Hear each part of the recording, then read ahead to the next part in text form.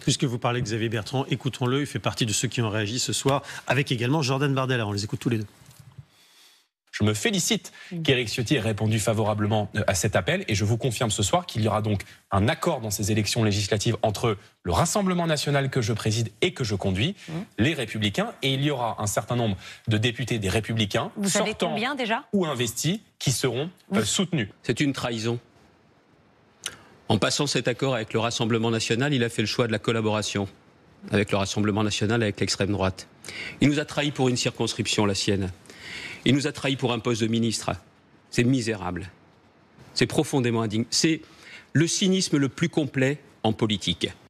Alors la question, Yves Tréhard, c'est celle-là. Les électeurs, oui, pas les dirigeants, suivront-ils Éric Ciotti ou pas? On a déjà des pistes là-dessus ou pas? Écoutez, moi j'en suis assez persuadé qu'il y en a une bonne partie qui sont d'accord avec Éric Ciotti. En plus, Éric Ciotti, il n'a pas pris cette décision comme ça, en se disant je vais sauver mon siège de député dans les Alpes-Maritimes, ce qui est vrai. Comment ça s'est passé? Ce qui est vrai. Yves Tréhard, parce que si vous avez un peu de coulisses, un peu d'infos, comment ça s'est passé? Ça s'est passé qu'il a regardé un peu ce qui s'était passé dimanche à l'occasion des élections européennes dans les Alpes-Maritimes, et que dans les Alpes-Maritimes, et dans sa circonscription précisément, eh bien, la liste, le Rassemblement national arrive très largement devant. Donc il était menacé. S'il y a des élections législatives demain, il part seul au combat, il est battu, c'est clair. Il est clairement battu. Donc là, il sauve chez son ennemi intime qui s'appelle Christian Estrosi, qui est le maire de Nice. J'ajoute à cela aussi une donnée que sont les municipales à Nice. À Nice. Dans 2 ans. Dans 2 ans. Qui veut briguer. Il veut briguer le poste de maire contre son ennemi intime qu'il déteste, qui s'appelle Christian Estrosi. Alors, il regarde ça. La deuxième chose, c'est qu'il prend le pouls des patrons de fédération et des élus locaux. Et les patrons de fédération et les élus locaux, qui sont ni Jean-François Copé, qui ont des discours très clairs, eux, Copé, Bertrand et d'autres, sont sur sa ligne. Parce qu'ils ont la remontée du terrain, ils voient comment réagissent et puis ils voient la vague Rassemblement national qui les prennent à la gorge. Ils ne veulent pas tous, parce que par exemple, Franck Louvrier, qui est maire de la Baule. Non, mais on va ça pas existe se faire plaisir. totalement. Non, mais je comprends très bien, vous avez raison, en partie, je suis d'accord. Mais il y a aussi une montée de certains élus de terrain qui disent aussi que, avant même ce ralliement d'Éric Ciotti, qu'ils étaient prêts à rallier Emmanuel Macron d'une façon ou d'une autre, ou en tout cas à se retrouver dans un centre droit. Ils ne sont pas majoritaires. Alors, le rapport de force, effectivement, est quelque chose qui est. Et donc, Éric Ciotti le sait tout ça, parce qu'il sait très bien, en faisant ce qu'il a fait ce matin, alors une démarche en allant sur les plateaux de télévision, qui est une démarche assez solitaire, parce que c'est vrai qu'il les a un peu pris à contre-pied. Il savait très bien qu'il aurait tout l'appareil, enfin les apparatchiks, tous les ténors contre lui. Il savait qu'il serait la honte à Paris. Mais la honte à Paris ne l'est pas. Beaucoup en province, dans ce qu'on appelle les zones périphériques, tout ça. Là, il sait que c'est un terrain qui lui est favorable. Est-ce que Rotel Krief, il a eu l'absolution de Laurent Wauquiez? Parce qu'on sait qu'ils sont évidemment très proches, qu'il le soutient depuis longtemps. Il a fait ça même dans le dos de Laurent Wauquiez. Mais écoutez, la relation entre Laurent Wauquiez, elle est terminée. Pourquoi ? C'est vrai que quand Éric Ciotti se présente comme candidat à la présidence des LR, il annonce Laurent Wauquiez candidat. Oui. Sauf qu'après, Laurent Wauquiez était aux abonnés absents pendant la réforme des retraites, pendant tout ce qui s'est passé depuis, comme si en fait il se passait rien, vous voyez. Or, Éric Ciotti, comment il a vécu ces 2 dernières années? Bon, aujourd'hui, il se fait pourrir, je comprends, par tous ses amis du parti. Et c'est normal, je crois qu'il a franchi un Rubicon et que c'est très difficile, on en reparlera. Il y a certainement un poste de ministre, et peut-être, pourquoi pas, de ministre de l'Intérieur, pour les JO, rassurant pour les Français, qui est à la clé. Mais pendant 2 ans, qu'est-ce qui s'est passé? Est-ce que le président des Républicains a exercé un quelconque pouvoir sur ce parti? Non. Jamais, à chaque fois qu'il a pu dire quelque chose, il a été suivi. Parce que c'est un parti qui n'existait plus en réalité. C'est quelque chose où chacun était son propre patron. Et aujourd'hui, c'est vrai, Bruno Retailleau se plaint, mais lui, il préside le groupe des sénateurs qui est très embêté par ce qu'a fait Éric Ciotti. Mais il faisait pas tout ce que voulait Éric Ciotti. Et Olivier Marleix, et les députés individuellement, et les autres, etc. Donc en fait, ce parti... je dirais ce soir, c'est la conclusion du délitement de ce parti. Et du coup, avec Laurent Wauquiez, en fait, Éric Ciotti, il n'attend plus Laurent Wauquiez. Il s'occupe de lui ce soir. Et c'est évidemment un raisonnement personnel,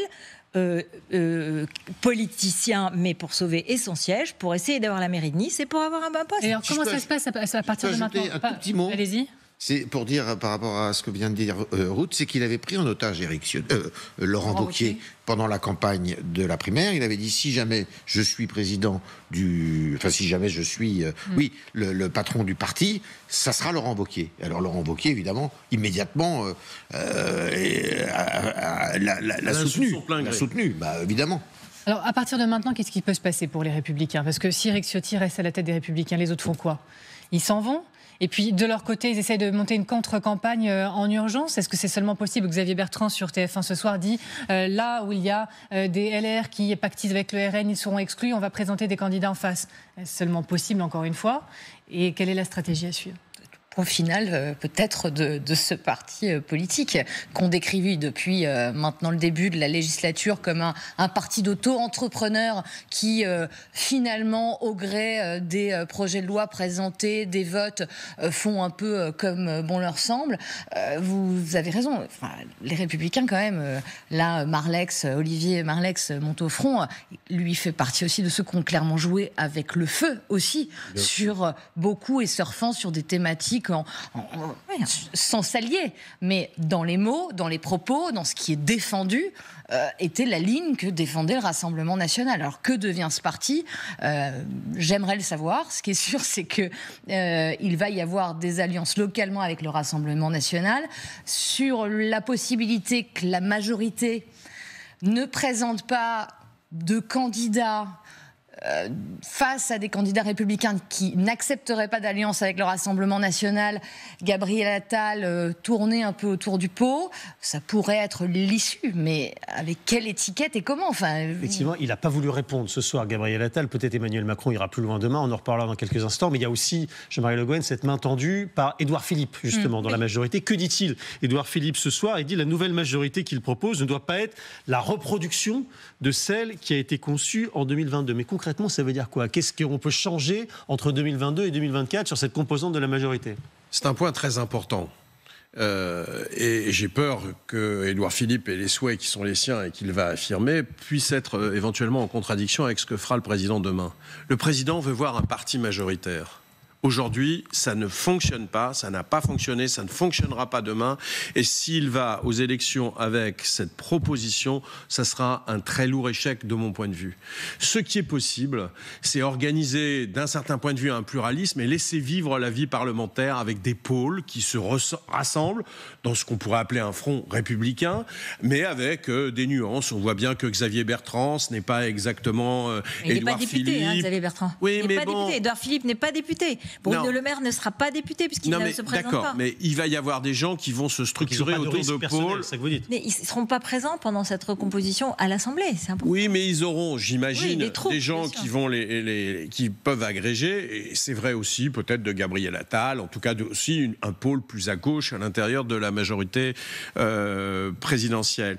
Donc ça, c'est une question donc très importante. De la même façon que la manière dont ils vont traiter ces fameux députés LR qui ne seront pas et qui ne se proclameront pas dans la majorité présidentielle, je pense ils peuvent les traiter avec respect, ne pas faire un barrage à leur élection et les laisser aller face au Front National dans une élection, mais ne pas forcément leur demander pour cela un soutien à un programme politique ou à un projet. C'est aussi un point important que vous avez posé à Gabriel Attal ce soir, où il n'a pas bien répondu, mais c'est très clair que si la majorité fait des oukases en profitant du délitement final, effectivement, de LR, ou même, on va peut-être y revenir, de ce qui se passe à gauche, s'il n'y a pas un traitement un peu fin, un peu respectueux de la part de la majorité, alors il y aura des conséquences négatives très fortes de cette attitude un peu hégémonique, arrogante, qui ne marche pas, qui n'a pas marché et qui ne marchera pas.